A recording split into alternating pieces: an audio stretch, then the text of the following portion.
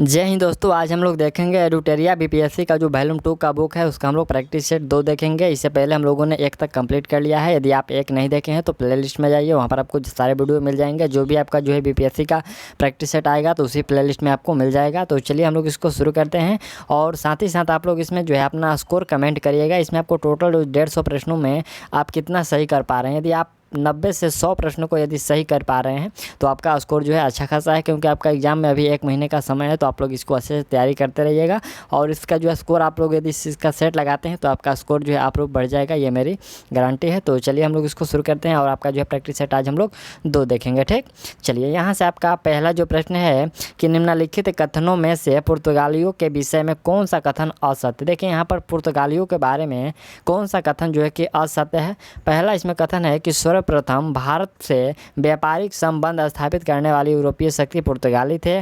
फिर दूसरा है कि पुर्तगालियों ने भारत में तंबाकू, मूंगफली, आलू, मक्का एवं पपीते की खेती की शुरुआत की। तीसरा है कि भारत में जहाज निर्माण तथा प्रिंटिंग प्रेस की स्थापना का भी श्रेय जो है पुर्तगालियों को ही दिया जाता है।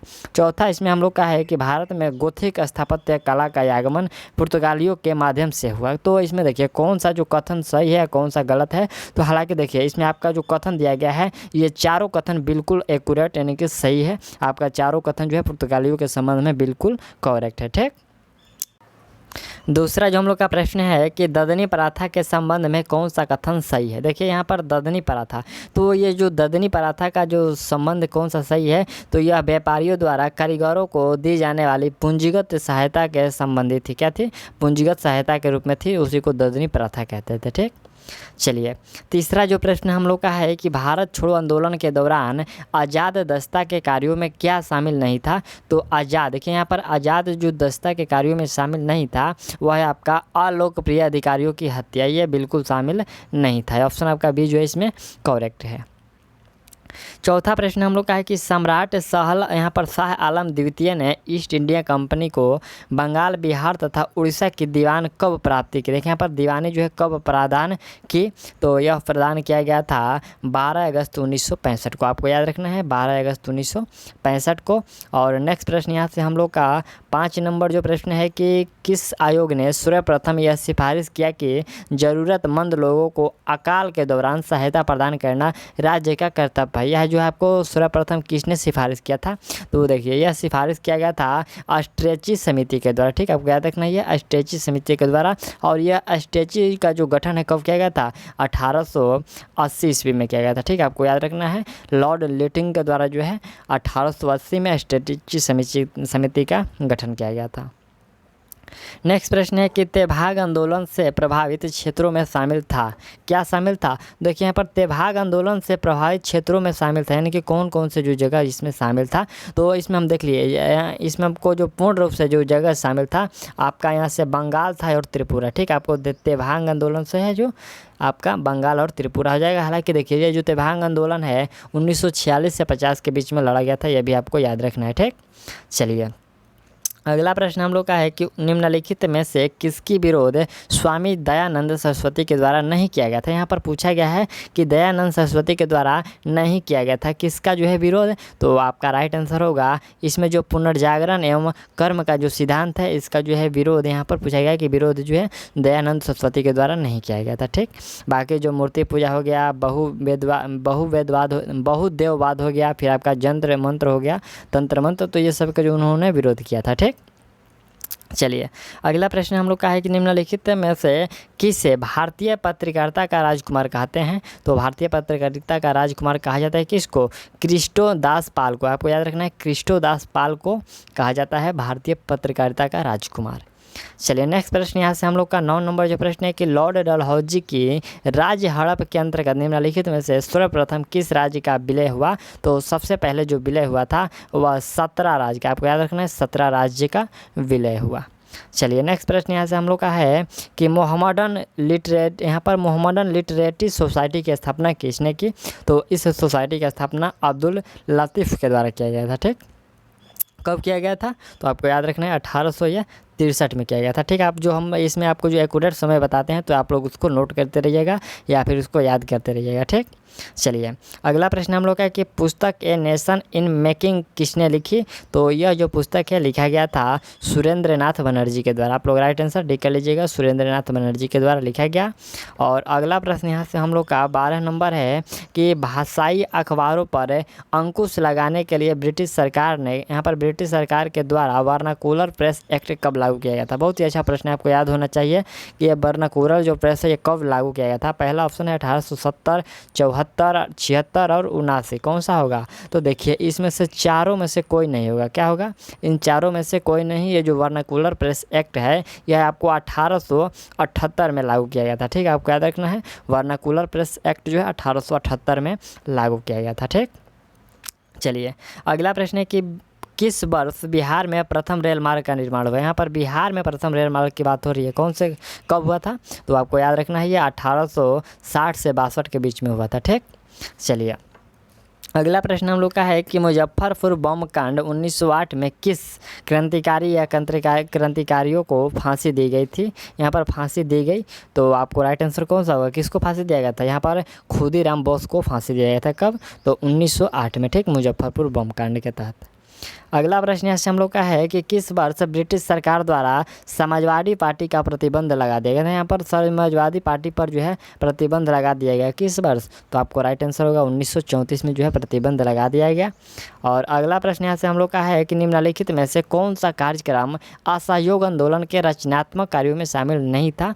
तो देखिए इसमें जो आपका शामिल नहीं था, देख लीजिए इसमें आपको अब पहला ऑप्शन है कि राष्ट्रीय विद्यालयों एवं पंचायती अदालतों की स्थापना, फिर आपका अस्पृश्यता को दूर करना और चरखा एवं खादी को लोकप्रिय बनाना और हिंदू मुस्लिम एकता को मजबूत करना। कौन सा होगा इसमें शामिल?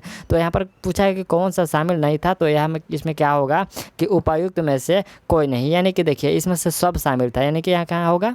ये जो सभी जो है शामिल था, इसमें से हम लोग देना है कि इसमें से उपायुक्त में से कोई नहीं, जो कि का इसमें आपका जो राइट आंसर ये सभी है, लेकिन इसमें से उपायुक्त जिस कथन के हिसाब से कहा गया है कि कार्यों में शामिल नहीं है, तो इसमें से कोई नहीं होगा। ठीक, चलिए अगला प्रश्न यहाँ से हम लोग का है कि किस आंदोलन से पूर्व गांधी जी ने कहा था कि मैंने रोटी मांगी थी बदले में मुझे पत्थर मिला? या किस आंदोलन के पूर्व, यानी कि किस आंदोलन के पहले उसने कहा था? तो आपको राइट आंसर होगा, यह कहे थे सविनय अवज्ञा आंदोलन के पहले कि मैंने रोटी मांगी थी और बदले में मुझे पत्थर मिला। चलिए अगला प्रश्न हम लोग का है कि जियांतारंग आंदोलन का प्रारंभ कहाँ हुआ था? ये जो जियांतारंग आंदोलन है इसका प्रारंभ पूछा गया कि कहाँ हुआ था? तो मणिपुर। ऑप्शन आपका ए जो है करेक्ट है। और अगला प्रश्न देख लीजिए 19 नंबर जो प्रश्न है कि ब्रिटिश सरकार ने भारत में औपनिवेशिक स्वराज की स्थापना करना अपना उद्देश्य घोषित किया कब? यहाँ पर कौन से पत्र में जो है आपको जो घोषित किया? तो यह घोषित किया गया था अगस्त प्रस्ताव में। आपको याद रखना है अगस्त प्रस्ताव में यह कब हुआ था? तो यह 1940 में हुआ था। तो इसमें आपको जो है कहा गया था कि ब्रिटिश सरकार ने कि भारत में औपनिवेशिक स्वराज की स्थापना करना अपना उद्देश्य घोषित किया। ठीक, चलिए अगला प्रश्न है कि बिहार में व्यक्तिगत सत्याग्रह के दूसरे सत्याग्रही कौन थे? देखिए यहाँ पर दूसरे सत्याग्रही कौन थे? तो अनुग्रह नारायण सिंह। ऑप्शन आपका सी इसमें करेक्ट होगा। अगला हम लोग का यहाँ से प्रश्न है कि मुसलमानों में शिक्षा प्रसार के लिए बिहार के किस जिले में 1872 ईस्वी में यहाँ पर साइंटिफिक सोसाइटी के गठन किया गया? देखिए यहाँ पर साइंटिफिक सोसाइटी का गठन है ये कौन से आपको राज्य, यहाँ पर कौन से जिला में किया गया था? ठीक, तो आपका राइट आंसर होगा यहाँ से मुजफ्फरपुर में। हालांकि देखिए यहाँ पर जो है ये बिहार स्पेशल है, तो इसमें आपको बिहार से ही ज़्यादा प्रश्न पूछे जाएंगे, तो इस पर आपको थोड़ा सा गौर फरमाना है। ठीक, चलिए अगला यहाँ से हम लोग का प्रश्न है कि 1934 में पटना में स्थापित बिहार सोशलिस्ट पार्टी की, यहाँ पर पार्टी के अध्यक्ष कौन थे? तो इसके अध्यक्ष जो थे वो आचार्य नरेंद्र देव थे। आपको याद रखना है आचार्य नरेंद्र देव। चलिए अगला प्रश्न हम लोग का है कि पटना युवक संघ की स्थापना किस वर्ष हुई थी? तो पटना युवक संघ की स्थापना 1927 में किया गया था। ऑप्शन आपका सी इसमें करेक्ट होगा। अगला प्रश्न हम लोग का है कि यहाँ पर क्रांति का अमर संदेश नामक लेखक किसके द्वारा लिखा गया? तो यह जो लिखा गया था शिव पूजन सहाय के द्वारा लिखा गया था। ऑप्शन आप लोग डी कर लीजिए। अगला प्रश्न है कि विजयनगर का सैन्य विभाग क्या कहलाता था? तो विजयनगर का जो सैन्य विभाग है वह कदाचार कहलाता था। क्या कहलाता था? कदाचार। ठीक, चलिए अगला प्रश्न है कि हुमायूं द्वारा लड़े गए निम्नलिखित युद्धों में सबसे बाद में कौन सा युद्ध लड़ा गया। देखिए यहाँ पर सबसे जो बाद में जो है युद्ध हुमायूं के द्वारा कौन सा लड़ा गया था, तो आपको याद रखना है जो सरहिंद का युद्ध है यह सबसे बाद में लड़ा गया था। ठीक, आपको याद रखना है ये कब लड़ा गया था, तो सरहिंद का जो युद्ध है 1555 में लड़ा गया था। ठीक, आपको याद रखना है 1555 में। चौसा का युद्ध कब लड़ा गया था, तो 1539 में। यहाँ से देवरा का जो युद्ध है, तो देवरा का युद्ध जो है 1531 में। और जो है बिलग्राम है, देखिए यहाँ पर कनौज होता है या फिर बिलग्राम, तो ये 1540 में इसका युद्ध लड़ा गया था। ठीक, चलिए अगला हम लोग का यहाँ से प्रश्न जो है 27 नंबर है कि निम्नलिखित में से किसे भारत का सादी कहा गया है। देखिए यहाँ पर भारत का सादी जो है किसको कहा गया है, तो आपका राइट आंसर होगा यह कहा गया है अमीर हसन को। ठीक, चलिए नेक्स्ट प्रश्न यहाँ से हम लोग का 28 नंबर है कि किस मुगल शासक का मकबरा भारत में स्थित नहीं है। देखिए इसमें भारत में स्थित नहीं है, तो इसमें कौन सा हो जाएगा, इसमें हम लोग का देखिए आपका पहला हो जाएगा बाबर का और दूसरा में हो जाएगा जहांगीर का। इन दोनों में से जो है इन दोनों का जो है भारत में इसका मकबरा नहीं स्थित है। पहला यहाँ पर बाबर का जो मकबरा है वो काबुल में है और दूसरा जो है आपका जहांगीर का मकबरा है तो ये लाहौर में है। ठीक, चलिए नेक्स्ट प्रश्न यहाँ से हम लोग का है कि निम्नलिखित में से कौन सा अकबर द्वारा चलाया गया सबसे बड़ा सोने का सिक्का था। तो अकबर द्वारा जो चलाया गया सबसे बड़े जो सोने का सिक्का था वह सांसब था। क्या था, सांसब। ठीक, आप लोग राइट आंसर ए कर लीजिएगा, सांसब। अगला प्रश्न है कि सिखों के 10वें गुरु गुरु गोविंद सिंह के बारे में निम्नलिखित में से यहाँ पर क्या जो है असत्य है। ठीक, पहला कथन है कि इन्होंने प्रत्येक सिख को पंचमाकर धारण करने का आदेश दिया। दूसरा जो है कि इन्होंने एक पूरक ग्रंथ 10वें, यहाँ पर देखिए पूरक ग्रंथ 10वें बादशाह का ग्रंथ संकलन किया।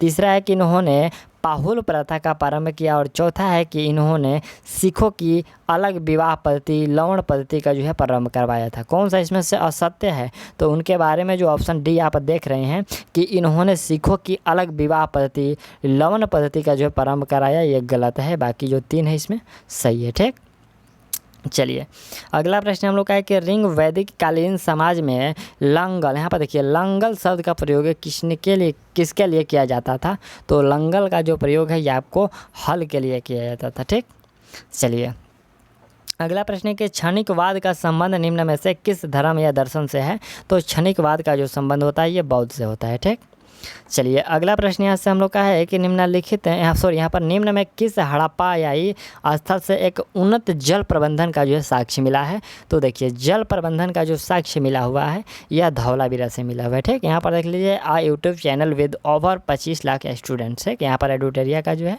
कि एडुटरिया पर अभी आपको वर्तमान में 25 लाख प्लस जो है स्टूडेंट ज्वाइन में है, तो आप भी वहाँ पर ज्वाइन हो जाइएगा। ठीक, चलिए अगला यहाँ से हम लोग का जो प्रश्न है 34 नंबर की मौर्य साम्राज्य के संदर्भ में असत्य कथन आपको पहचानना है, तो इसमें कौन सा असत्य है। देखिए यहाँ से हम लोग का है कि मौर्य का जो स्थापना है ये 321 ईस्वी में चंद्रगुप्त मौर्य ने की थी। देखिए यहाँ पर थोड़ा सा आप लोग गौर करिएगा, यहाँ से 321 है क्या है, तो ये 321 नहीं बल्कि यहाँ पर 321 ईस्वी पूर्व होता है। ठीक, फिर दूसरा कथन है कि मौर्य शासकों का उल्लेख जैन बौद्ध और पौराणिक ग्रंथों में मिलता है। तीसरा है कि अशोक के अधिकांश शिलालेख भाषा, यहाँ पर जो अधिकांश शिलालेख प्राकृतिक भाषा में है। और चौथा है कि दक्षिण भारत से प्राप्त अभिलेखों में यहाँ पर अरमाई, यहाँ पर देखिए अरमाइक एवं यूनानी लिपियों के द्वारा प्रयोग यहाँ पर लिपियों का जो है प्रयोग किया गया है, तो इसमें से कौन सा कथन जो है असत्य है, तो पहले तो यहाँ पर पहला ही कथन असत्य है। और उसके बाद क्या आता है कि इसमें देखिए दक्षिण भारत से प्राप्त जो अशोक के अभिलेखों की अरमाई और यूनानी लिपियों का जो प्रयोग नहीं हुआ है, यानी कि इसमें देखिए दो कथन है ये गलत है। कौन सा, तो पहले में आपका पहला और चौथा 2 कथन गलत है, तो इसमें आपको आंसर कौन सा लगाना है, उपयुक्त में से एक से अधिक क्या है, तो एक से अधिक असत्य है, यानी कि 2 असत्य है तो एक से अधिक है और ऑप्शन आपको जो है ई लगा देना है। ठीक, चलिए अगला प्रश्न हम लोग का है कि निम्नलिखित में से किस तीर्थकार का नाम ऋग्वेद में वर्णित है। ऋग्वेद में किसका नाम वर्णित है, तो आपका राइट आंसर हो जाएगा देखिए ऋग्वेद में जो नाम वर्णित है 2 जैन तीर्थकारों का, पहला है हम लोग का ऋषभदेव का और दूसरा जो नाम आता है वो आपको अरिस्टोनेमी का। किसका, अरिस्टोनेमी का। तो ये दोनों का जो नाम है ऋग्वेद में वर्णित है। ऑप्शन आपको क्या करना है, ऑप्शन उपयुक्त में से एक से अधिक कर देना है। ठीक, चलिए अगला प्रश्न हम लोग का है कि चोलकालीन उत्तरोमेरु अभिलेख के अनुसार सभा के सदस्यों की योग्यता के संदर्भ में कौन सा कथन असत्य है।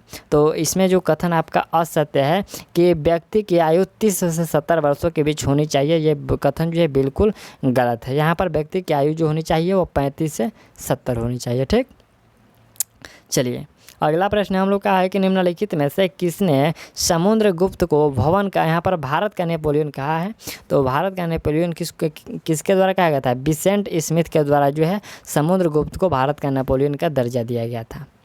नेक्स्ट प्रश्न देख लीजिए कि कदम्ब राज्य के संदर्भ में निम्नलिखित में से कौन सा कथन जो है सही है।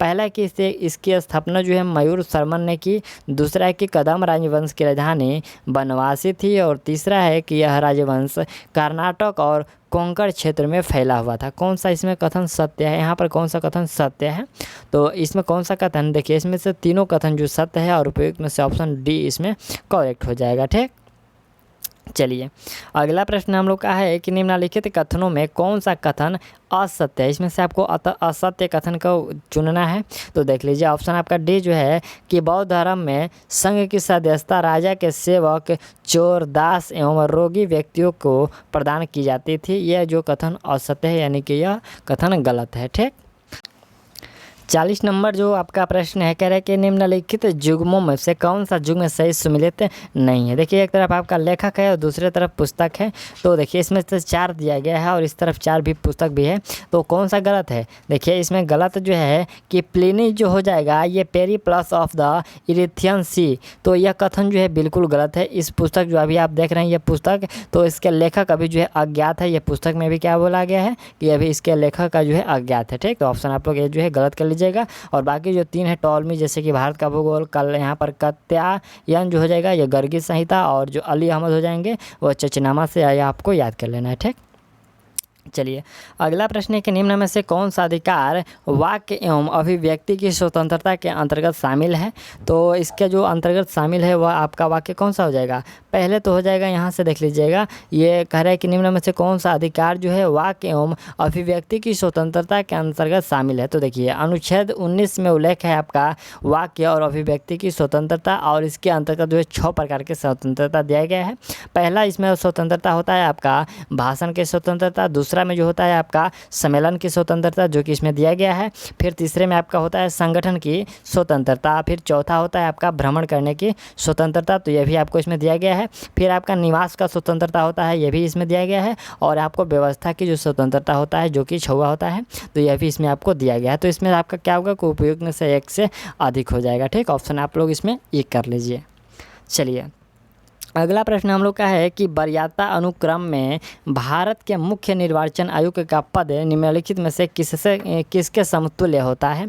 तो समतुल्य कहने का मतलब कि बराबर होता है, तो ये आपको संघ लोक सेवा आयोग के अध्यक्ष के बराबर होता है। ठीक, चलिए अगला प्रश्न है कि राज्य के लिए राजभाषा का निर्धारण कौन करता है। तो राज्य के लिए जो राजभाषा का निर्धारण किया जाता है वह आपको संबंधित राज्य का विधानमंडल के द्वारा किया जाता है, जो कि ऑप्शन आपका इसमें सी करेक्ट है। ठीक, चलिए अगला प्रश्न है कि यहाँ पर अवसर की समानता का उल्लेख भारतीय संविधान के निम्नलिखित उपबंध में, यहाँ पर उपबंध में से किस में किया गया है।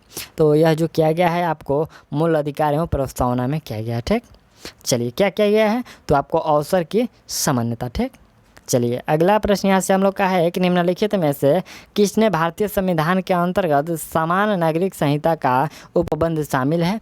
तो यह जो शामिल किया गया है किस में, आपको नागरिक है, मूल अधिकार है, प्रस्तावना है और मूल कर्तव्य है। तो देखिए भारतीय संविधान के भाग 4 में अनुच्छेद जो आपका 36 से लेकर 51 तक नीति निर्देशक तत्वों का वर्णन किया गया है, और इसी के अंतर्गत जो है अनुच्छेद 44 में, आपको याद रखना है, इसी में जो है अनुच्छेद 44 में नागरिकों के लिए जो है समान नागरिकता संहिता लागू किया गया। ठीक, आपको इसमें नागरिकता में हो जाएगा, तो इसमें हम लोग का नागरिकता हो जाएगा, और फिर आपको जो है मुल्क यहाँ पर क्या होगा, यहाँ पर नीति निर्देशक तत्व है जो कि मूल अधिकार में भी हो जाएगा।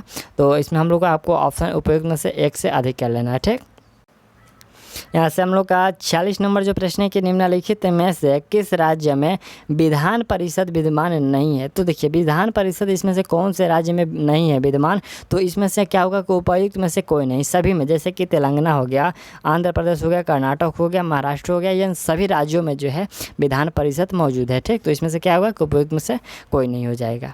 चलिए अगला प्रश्न यहाँ से हम लोग का 47 नंबर है कि निम्नलिखित में से कौन से भारत के राष्ट्रपति के चुनाव के लिए निर्धारित निर्वाचन मंडल का हिस्सा है लेकिन उसके महाभियोग के लिए मंच का हिस्सा नहीं है। देखिए यहाँ पर महाभियोग के लिए मंच का हिस्सा नहीं है, कौन सा, तो इसमें आपका राज्य विधानसभा उसका हिस्सा नहीं है। ठीक, अगला प्रश्न है कि निम्नलिखित में से किस निकाय का भारतीय संविधान में उल्लेख नहीं है। यहाँ पर कौन से निकाय का भारतीय संविधान में उल्लेख नहीं है, तो आपका राइट आंसर होगा जो क्षेत्रीय परिषद। ठीक, क्षेत्रीय परिषद का जो है भारतीय संविधान में कोई उल्लेख या निकाय नहीं है। ठीक, चलिए नेक्स्ट प्रश्न यहाँ से हम लोग का है कि निम्न में से किस अनुच्छेद में यह उपबंध है कि राज्य के नीति निर्देशक तत्व न्यायालय द्वारा लागू नहीं किए जा सकते हैं। यह कौन से अनुच्छेद में वर्णित है, तो यह वर्णित किया गया अनुच्छेद 37 में। ऑप्शन आपका ए जो है इसमें करेक्ट होगा।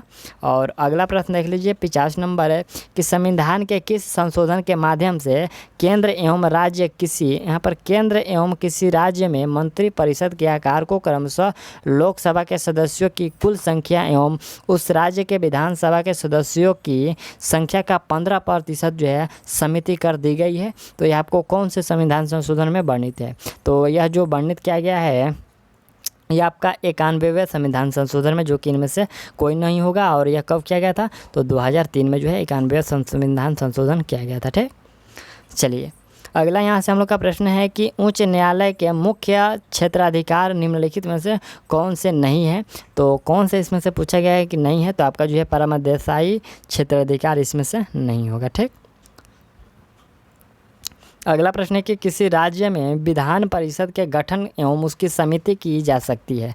यहाँ पर उसकी समिति नहीं, यहाँ पर समाप्ति की जा सकती है। कैसे समाप्ति की जा सकती है, तो यह जो है आपका संबंधित राज्य के विधानसभा द्वारा पूर्ण बहुमत से पारित प्रस्ताव एवं संसद से पारित विधि के द्वारा इसको समाप्त की जा सकती है। ठीक, चलिए अगला प्रश्न हम लोग का यहाँ से 54 नंबर है कि भारत के महान्यायवादी के संदर्भ में क्या असत्य है, यानी कि क्या गलत है, तो इसमें उनके बारे में जो गलत दिया गया है कि वह लोकसभा में मतदान कर सकते हैं, यह कथन बिल्कुल असत्य है। ठीक, चलिए अगला प्रश्न यहाँ से हम लोग का है कि निम्नलिखित में से किसके संबंध में बोहरा समिति का गठन किया गया था। बोहरा समिति का जो गठन है यह किया गया था आपको राज्य नेताओं एवं अपराधियों के बीच संबंध की जांचों के हेतु आपको है बोहरा समिति का गठन किया गया था। ठीक, राजनेताओं और अपराधियों के बीच के संबंध के जाँच के लिए बोहरा समिति का गठन किया गया था। ठीक, चलिए कब किया गया था, तो यह 1933 में किया गया था। ठीक है, आपको याद रखना है कि 1933 में बोहरा समिति का गठन किया गया।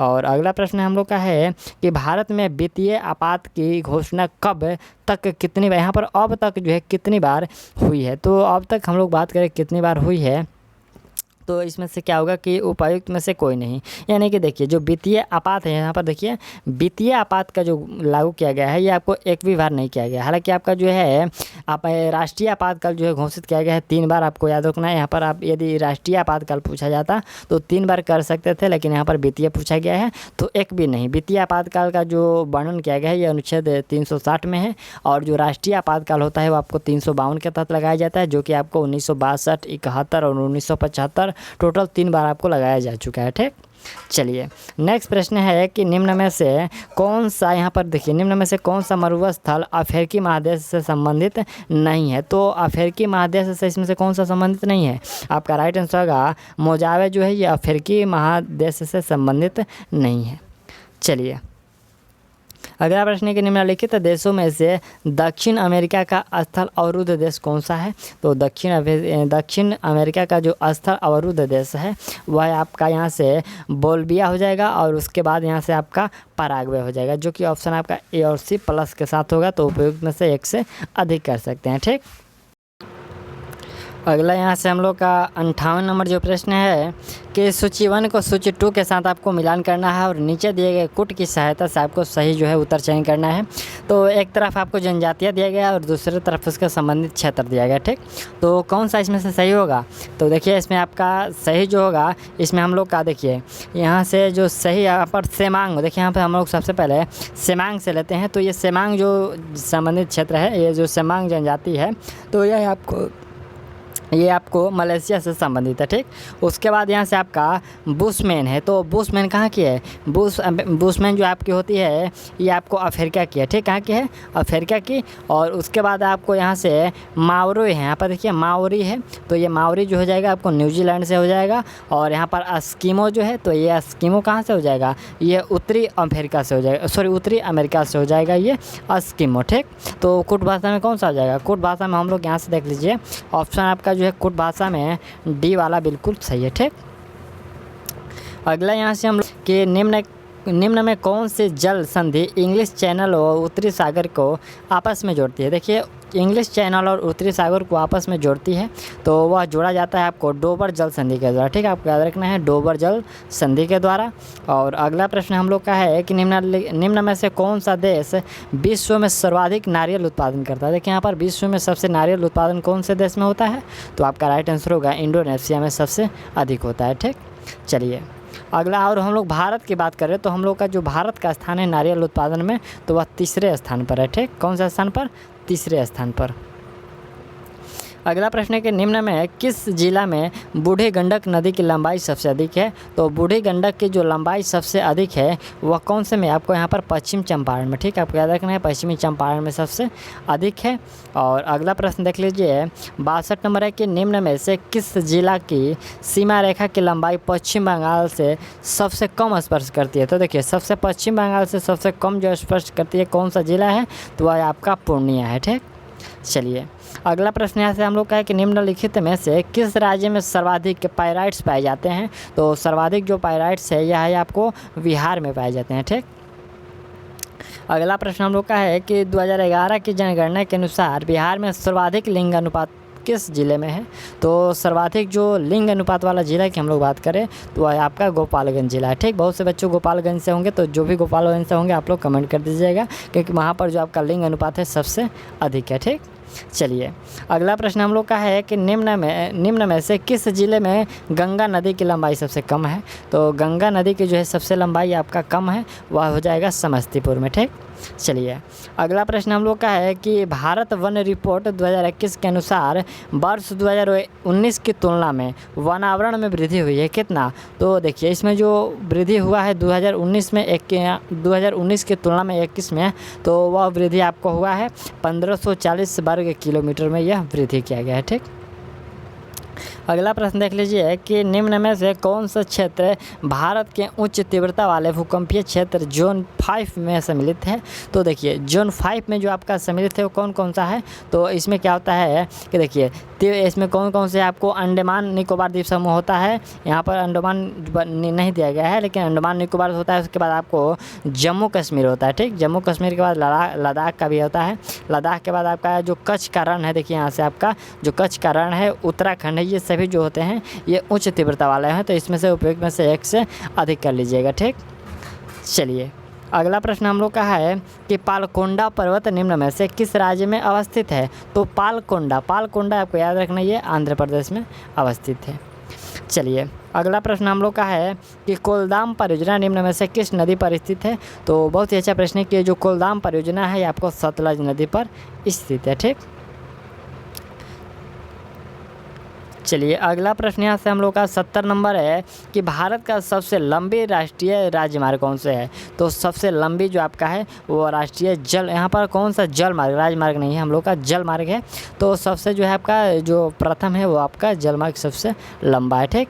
चलिए अगला प्रश्न यहाँ से हम लोग का है कि शून्य रेखा कहलाती है कौन सी? तो देखिए शून्य रेखा कहलाती है आपको त्रिपुरा और बांग्लादेश के बीच की जो रेखा है उसको शून्य रेखा के नाम से जाना जाता है।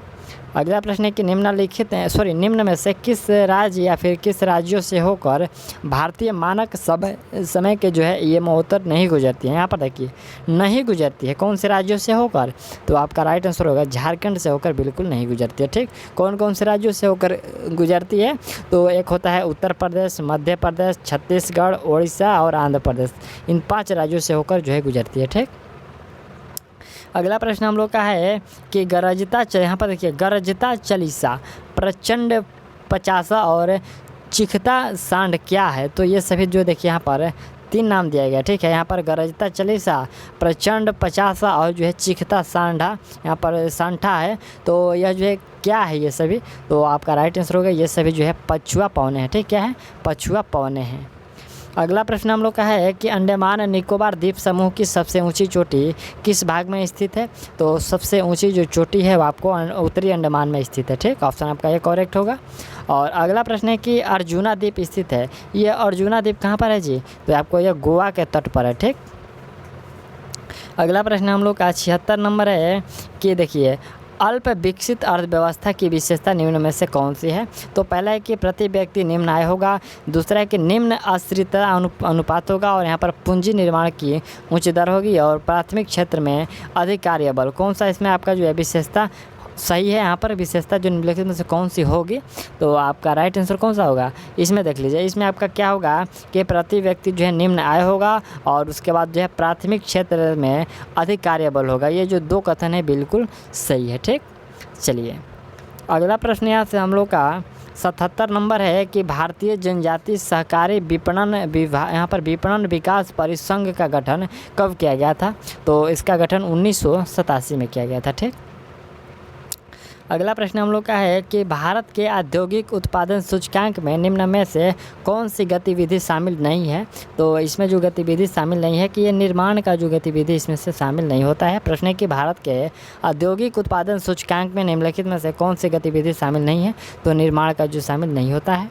और अगला प्रश्न देख लीजिए कि भारतीय मुद्रा के प्रतीक चिन्ह जो आपका आर देकर यहाँ पर ऐसे काटा रहता है, तो यह कब अपनाया गया था, तो यह आपको याद रखना चाहिए, यह आपको 2010 में अपनाया गया था। ठीक, चलिए अगला प्रश्न हम लोग का है कि बजट एक लेखा पत्र होता है, बजट एक लेखा पत्र होता है किसकी, तो यह जो लेखा पत्र होता है सरकार की राजकोषीय नीति का यह लेखा पत्र होता है। ठीक, चलिए नेक्स्ट प्रश्न है कि भारतीय औद्योगिक नीति जो है IFCI द्वारा ऋण उपलब्ध करवाता है, कौन उपलब्ध करवाता है, तो देखिए इसके द्वारा जो ऋण उपलब्ध करवाता है यहाँ पर आपको लोग देख लीजिए सहकारी क्षेत्रों के उद्यमों को और जो है निजी क्षेत्र के उद्यमों को, इन दोनों को जो है ऋण उपलब्ध करवाता है। ठीक, ऑप्शन आपका क्या होगा कि A और B जो सही है, तो उपयुक्त में से एक से अधिक हो जाएगा। ठीक, चलिए अगला प्रश्न हम लोग का है कि नवीनतम आंकड़ों के अनुसार विश्व की कितनी प्रतिशत जनसंख्या नगरों में निवास करती है, तो नगरों में जो निवास करती है आपको 55.3% जो अभी जनता है वो आपको नगरों में जो है निवास करती है। अगला हम लोग के यहाँ से 83 नंबर जो प्रश्न है कह रहा है कि चालू खाता, यहाँ पर चालू खाता घाटा यानी कि कैड क्या होता है, तो यह जो कैड होता है यह आपको देश में कुल निर्यात से कुल आयात अधिक होने के कारण यह घाटा होता है। ठीक, ऑप्शन आपका इसमें A करेक्ट होगा। और अगला प्रश्न देख लीजिए 84 नंबर जो प्रश्न है कि बिहार के वित्तीय वर्ष 2022-23 में स्थापना एवं प्रतिबद्ध व्यय का जो बजट का अनुमान है वो कितना लगाया गया है, तो देखिए यह जो अनुमान लगाया गया है आपका, ये आपको 1,37,460.94 जो है करोड़ लगाया गया। ठीक, ऑप्शन आपका A इसमें करेक्ट होगा।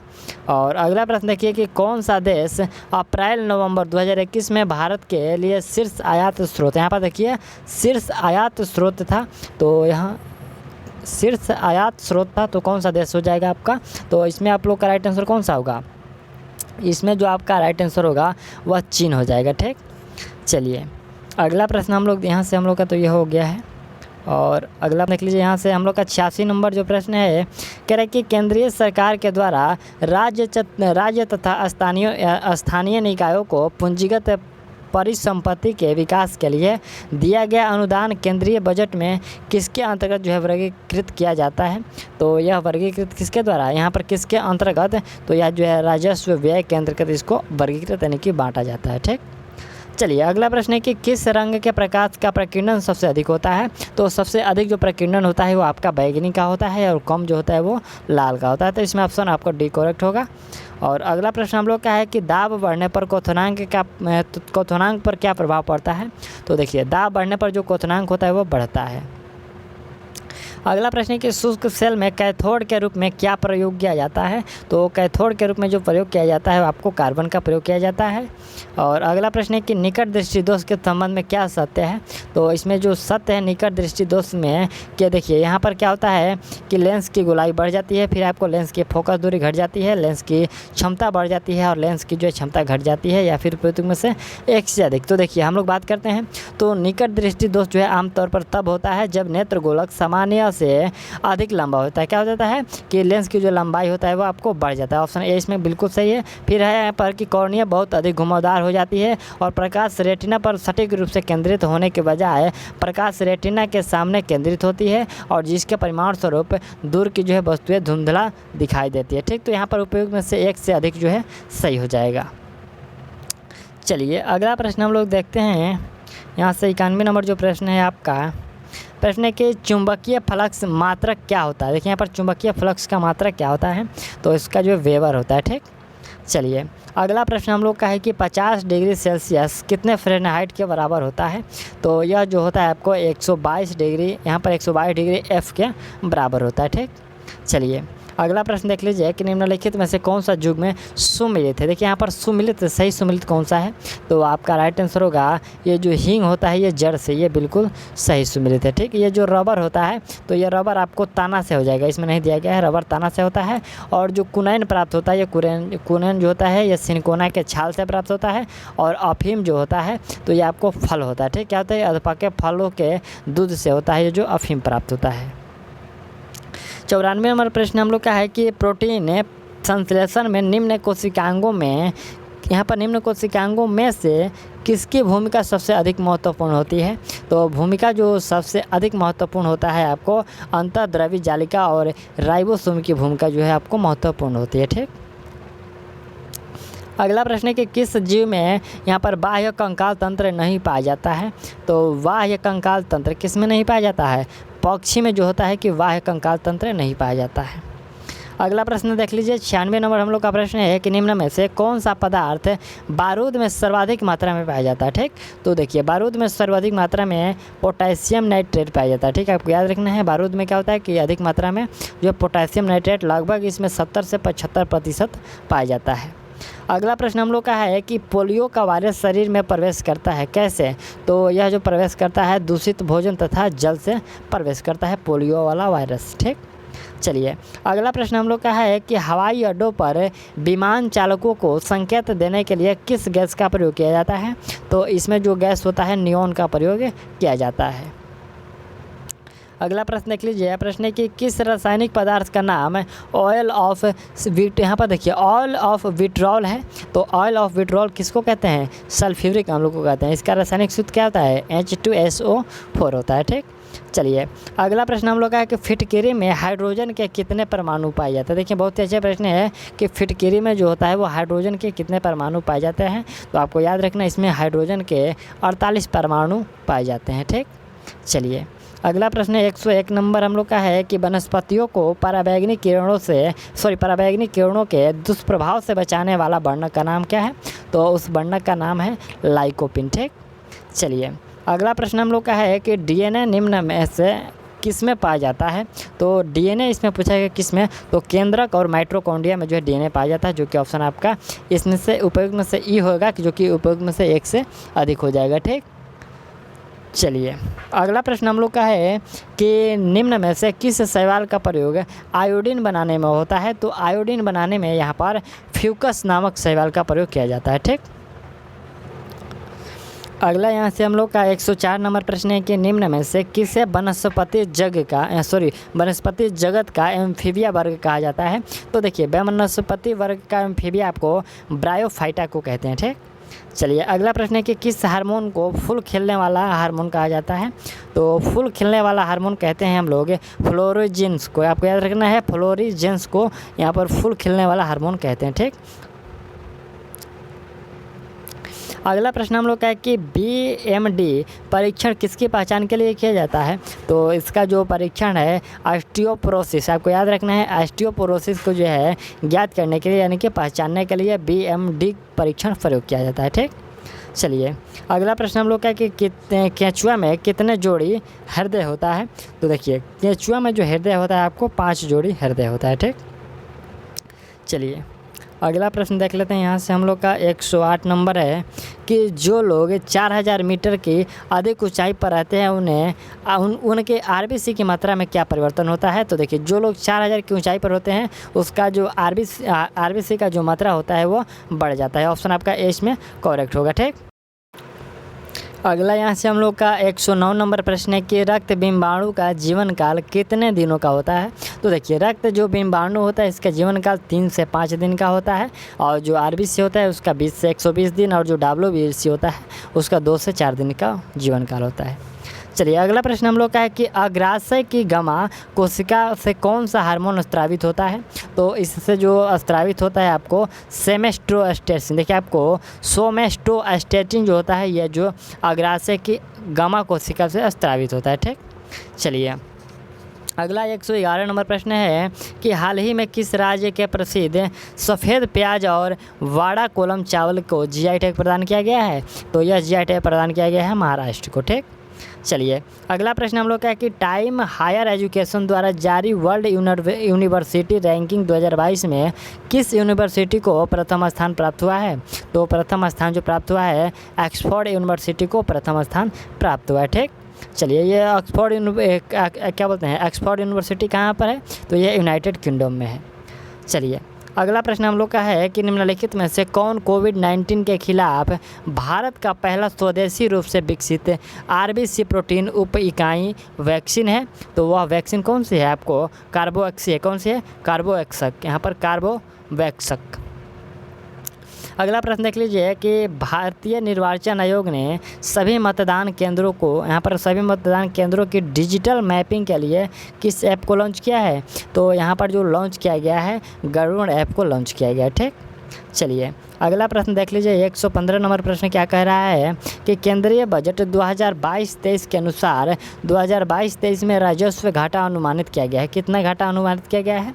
तो आपका राइट आंसर होगा ये 3.8%। सकल घरेलू उत्पाद में जो है 3.8% घाटे का जो है अनुमान वर्णित किया गया है, लगाया गया है।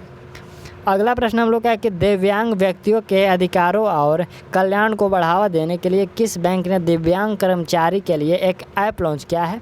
तो यह ऐप लॉन्च किया गया है किसके द्वारा? PNB बैंक के द्वारा। ठीक है, आपको PNB बैंक के द्वारा। ठीक है, आपको याद रखना है PNB बैंक के द्वारा लॉन्च किया गया है। अगला प्रश्न है कि किस संस्था ने कोविड-19 के कारण वर्ष 2020 को वर्ष ईयर ऑन रिकॉर्ड घोषित किया है?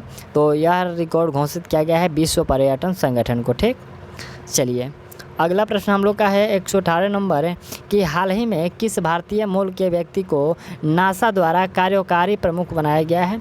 तो प्रमुख बनाया गया है भाया लाल को। आपको याद रखना है भाव्या लाल को जो है भाव्या लाल को नासा का कार्यकारी प्रमुख बनाया गया। ठीक, अगला प्रश्न हम लोग का है कि किस देश के राष्ट्रपति ने देश के गेटवे टू हेल, यहाँ पर देखिए गेटवे टू हेल एक विशाल रेगिस्तान गैस क्रेटर में दशकों से जल रही आग को बुझाने का आदेश दिया है? तो यह दिया गया है तुर्कमेनिस्तान को। आपको याद रखना ऑप्शन ए सही है, तुर्कमेनिस्तान को जो है आदेश दिया गया। यहाँ पर किस देश के राष्ट्रपति? तो तुर्कमेनिस्तान।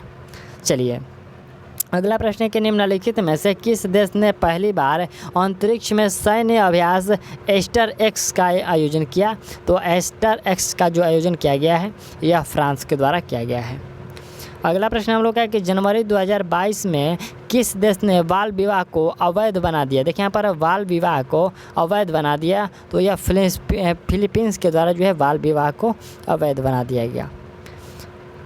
अगला प्रश्न 122 नंबर है कि हाल ही में कौन सा देश अंतर्राष्ट्रीय सौर संगठन में, यहाँ पर देखिए अंतर्राष्ट्रीय सौर संगठन में शामिल होने वाला 102वां जो है देश बना है? तो वह कौन सा है? वह आपका एंटीगुआ और बारबुडा है। कौन सा है? एंटीगुआ और बारबुडा 102वां देश बना है। अगला प्रश्न है कि हाल ही में निधन में यहाँ पर हाल ही में हुए निधन में निम्नलिखित में से आपको सम्मिलित करना है। जैसे कि ये रोहित सरदाना, तो रोहित सरदाना क्या थे, आपको इनका संबंध पत्रकारिता से था। जगमोहन मल्होत्रा ये क्या थे, तो ये आपको जम्मू कश्मीर के पूर्व राज्यपाल थे। और पंडित जो देवव्रत चौधरी थे ये क्या थे, तो ये आपको सितार वादक थे। और जो है चंदो तोमर, तो ये शूटिंग से उनका संबंध था। ठीक, कुट भाषा में कौन सा हो जाएगा, कुट भाषा में ऑप्शन आपका सी करेक्ट होगा। और अगला प्रश्न देख लीजिए कि फरवरी 2021 में प्रकाशित ब्यूटीफुल थिंग्स की लेखिका कौन है। इसकी लेखिका है आपका हंटर बाइडेन। कौन है, हंटर बाइडेन, आपको याद रखना है हंटर बाइडेन। और अगला प्रश्न देखते हैं हम लोग यहाँ से 125 नंबर है कि जनवरी 2022 में बाजार पूंजीकरण में $3 ट्रिलियन को पार करने वाली दुनिया की पहली कंपनी कौन सी बन गई है, तो वह दुनिया की पहली कंपनी आपका एप्पल बन चुका है। ठीक, अगला प्रश्न हम लोग का है कि अंतर्राष्ट्रीय ऊर्जा एजेंसी के द्वारा जारी इंडिया एनर्जी आउटलुक 2021 रिपोर्ट के अनुसार वर्ष तक, यहाँ पर देखिए किस वर्ष तक भारत एवं चीन अमेरिका के बाद दुनिया का तीसरा जो है सबसे बड़ा ऊर्जा उपभोक्ता बन जाएगा, तो यह बन जाएगा आपका 2030 तक। ठीक, चलिए अगला प्रश्न हम लोग का है कि निम्नलिखित में से किसे तंजानिया की पहली महिला राष्ट्रपति के रूप में चुना गया है, तो तंजानिया की पहली महिला राष्ट्रपति के रूप में जो चुना गया है समिया सुलूह